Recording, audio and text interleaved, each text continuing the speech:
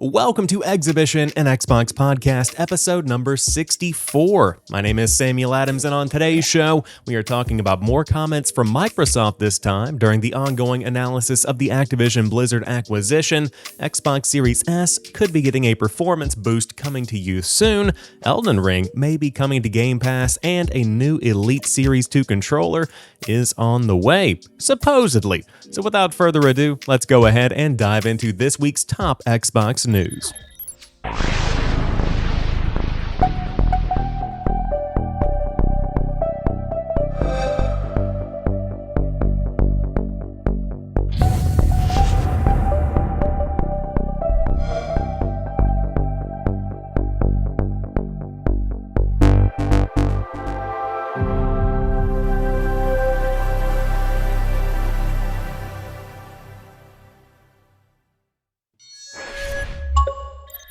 We have been talking a lot about Call of Duty and Activision-Blizzard on this podcast over the past few weeks, and that trend is continuing this week, following last week's comments from Sony regarding Call of Duty's nature of being irreplaceable and saying that it would have a huge impact on their business. We now have Microsoft firing back, reiterating the fact that it would simply not be profitable for Call of Duty to be an Xbox exclusive. Now, these comments are coming directly from documents filed to Brazil's Administrative Council for Economic Defense as covered by Video Games Chronicle, and the direct quote is, quote, "Regardless of how unsurprising Sony's criticism of content exclusivity is, given that PlayStation's entire strategy has been centered on exclusivity over the years, the reality is that the strategy of retaining Activision Blizzard's games by not distributing them in rival shops would simply not be profitable for Microsoft," the company claims in the docs. Such a strategy would be profitable only if Activision Blizzard's games were able to attract a sufficiently large number of gamers to the Xbox console ecosystem, and if Microsoft could earn enough revenue from game sales to offset the losses from not distributing such games on rival consoles, it adds. As if that weren't enough, exclusivity strategies still result in title-specific cost, it claims, giving further information that has been redacted from the document, likely due to confidentiality. Such cost, added to the lost sales estimated above, mean that Microsoft would not be able to offset the losses by earning higher revenues in the Xbox ecosystem as a result of implementing exclusivity, end quote. Now, they continue to go on. This is a 27-page response to Sony's claims, but the key here, number one, is that Call of Duty is going to remain on other platforms. This is something we have known, but it's something that continues to come up in other conversations across the internet, people making this claim that is simply not true. But the key here is that Microsoft's long-term play is to make Xbox the best place to play Call of Duty. One way they are going to do that is through Game Pass once existing contracts run out. I am fully convinced that all Call of Duty games are going to be coming day and date to Game Pass, which makes it so much more appealing for somebody to walk into a store who may not have a 4K TV or who may not care about the quality of the gameplay experience itself when it comes to 4K, HDR, big screen TV, 120 hertz, that type of experience. That may be irrelevant for this customer. But they walk in, see a $299 Xbox Series S and Game Pass for $10 a month, let's say, if they want the console-only version, and they get access to Call of Duty and hundreds of other games.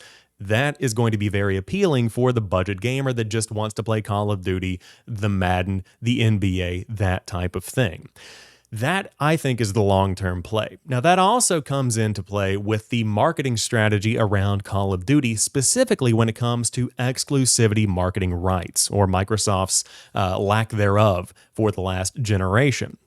And what I mean by that is looking back to the Xbox 360, we saw a hugely successful generation, partially due to the fact that Call of Duty marketing rights were Microsoft's. When you think about Modern Warfare 2, when you think about Modern Warfare 3, those are very Xbox-centric in the minds of many people just because of the fact that those marketing rights tied Xbox into every commercial, every DLC pack. That was the place to play Call of Duty, and that did very well for Microsoft. You see the inverse happen whenever the exclusivity rights for marketing flip back to PlayStation for the following generation. PS4 drove Call of Duty to additional fame, and there was a huge brand affinity developed for PlayStation and Call of Duty together because of these marketing rights. Now, we have a new generation with PlayStation 5 continuing that trend, but it's kind of strange because the past few Call of Duty games have not exactly been worldwide mind-blowing successes like we've seen in the past. Still huge sellers, but not quite to that level that we've seen in past years. So, Microsoft has an opportunity here once the existing contracts run out to bring those marketing rights back, throw them towards Xbox because it would not make sense to sell them off to PlayStation once again, bring that in, build that brand affinity, make those commercials, and tie Call of Duty to Xbox in the way that it was for the Xbox 360. That is going to pay off big time in the years ahead as we talk about where people want to play games. It's going to be where it makes the most sense for them to play for a lot of people. And again, Microsoft has commented directly saying that Sony has some very hardcore fans. And so this is going to be a big move to kind of flip that script a little bit. So that's where they stand right now on Call of Duty. But additionally, a bombshell claim came out from Microsoft where they said that Sony pays for blocking rights to keep games off of Game Pass. The direct quote says, Microsoft's ability to continue expanding Game Pass has been hampered by Sony's desire to inhibit such growth. Of course, this is a claim from Microsoft in an August 9th filing to the Administrative Council for Economic Defense, as translated from Portuguese. They continue, Sony pays for blocking rights to prevent developers from adding content to Game Pass and other competing subscription services, end quote. Now, the key here is that we don't know exactly what this is referencing. Is this an explicit line in contracts that Microsoft is aware of that says that they cannot stream games on Game Pass, that indie developers cannot bring games to the Xbox ecosystem in a specific amount of time? That's kind of up in the air right now. And so reading into this a bit, it seems like the reality of the situation is likely that the contracts that developers, small or large, sign with PlayStation for some of these games may limit where they can release their games in a specific time frame. And potentially there could be a line in there talking about subscription services in general, streaming services in general. That's more than likely going to be the case. And I think about a game potentially like Roller Dome, for instance, that just recently released or that's coming out very shortly. I can't remember, but it's coming out soon. And so this is basically Tony Hawk with guns. It's something that I absolutely want to play, but as it stands right now, it's a PlayStation and PC exclusive. So hopefully in a year or so, maybe Roller Dome comes to Xbox, could not, depending on what happens. But contracts have those kind of limitations baked into them to make PlayStation or Xbox, because these contracts happen on both sides of the fence, a more appealing place to play. So that's the situation with that. Again, I think a lot of people took this and ran with it. I retweeted it myself because it's interesting. But when it comes to content exclusivity, whether it's paid or whether it's something that Microsoft or Sony are making themselves first party in-house, it's the exclusivity that brings value to each respective place. On top of that, you also have Xbox Game Pass bringing a unique piece of value to that ecosystem in the same way that PlayStation Plus's revamped system brings value to the PlayStation side of the brand. And so all of these things together make these two very robust competitors. Xbox is a great place to play right now. PlayStation is a great place to play right now. And the fact that they're both doing well mean that they have to compete on another level they typically would not have had to in the past. So it's an exciting time to be into gaming no matter where you look, because these big Goliaths are pushing each other to try and get access to your wallet, which is very, very good when it comes to the quality of games, when it comes to the deals being made, when it comes to subscription services. This is definitely going to be a great time to just in general be into gaming no matter where you play. Earlier in the week, we saw a very exciting report that Elden Ring could be coming to Xbox Game Pass. Now, this news came alongside another rumor that Grand Theft Auto 5 could be returning to the service. And this all stemmed from both of these games on their Xbox Store pages having Game Pass branding and cloud gaming availability branding as well. So, Microsoft has replied and said that this was a bug on their end. It has since been fixed, but it seems kind of curious in the minds of a lot of people, including myself, how this could be a bug instead of somebody just kind of prepping these store pages for a potential announcement soon. And that soon could be this week, that soon could be next month, depends on when, but it seems weird that that's just a random bug that happened to happen to these two specific games. The key here is that Grand Theft Auto 5 used to be on Game Pass. It was then taken off of the service. But as the Grand Theft Auto 6 marketing machine begins to churn, because we are supposedly getting that game before the end of 2023. Again, we'll see what happens with that. But it would make sense to kind of get that marketing machine moving in the same way that Destroy All Humans is on Game Pass right now and Destroy All Humans 2 is coming soon. Of course, the remasters I'm talking. It would make sense for Grand Theft Auto 5 to be back on the front page, more people playing it once again, even more so than there are now, and kind of getting more excitement for that brand once again. Elden Ring, on the other hand, would be a fantastic get and a fantastic addition for the fall gaming season because Xbox does not have a robust lineup of new content coming this year. So to be able to push one of the year's most successful games in general back into the spotlight through a Game Pass subscription inclusion would be monumental. So hopefully this is just a tease for what is to come. Again, right now, Microsoft is just saying that it was a bug, but keep your eyes peeled because I would say maybe September could be a big month with Grand Theft Auto 5 and Elden Ring maybe coming to Game Pass. It just seems a little bit too convenient for this to just be a bug for these two specific games. I'm not buying it. If you play on Xbox Series S, I have some great news. It looks like that console could be getting a performance boost soon. This report comes from IGN, where they write, as spotted by The Verge, the latest game development kit frees up hundreds of additional megabytes of memory for Xbox Series S game developers.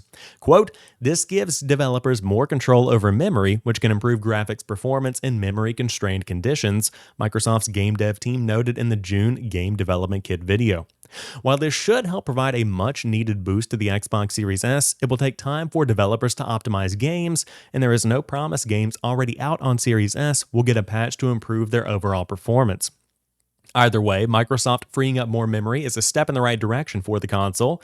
As Digital Foundry has pointed out, developers have reported the issues with the previous memory limitations on the Series S, which made it harder to optimize games on the system. The Series S, of course, launched 2 years ago, $299, fantastic entry-level console for this generation of gaming, but to see additional performance added into the mix, I think would be a huge benefit because while games run very well now, making it more easy for developers to optimize their games and giving them as many resources as possible to deliver an impressive experience on this lower end hardware is always going to be the right move. And on top of that, even as chip shortages continue, supply shortages continue, and the Xbox Series X may not be as available, the Xbox Series S has an opportunity to win this holiday season once again. Of course, the PlayStation 5 is increasing its production. We're seeing more and more availability of that console, and it's been traditionally easier to get your hands on one as compared to months and years previously, but there is still a huge opportunity here for the Series S to be the walk into the store, immediately grab it, pick it up, and go home, plug it in, play it type of device. Something that's readily available, and the more powerful it can be, the more appealing it will become, especially with Game Pass thrown into the mix.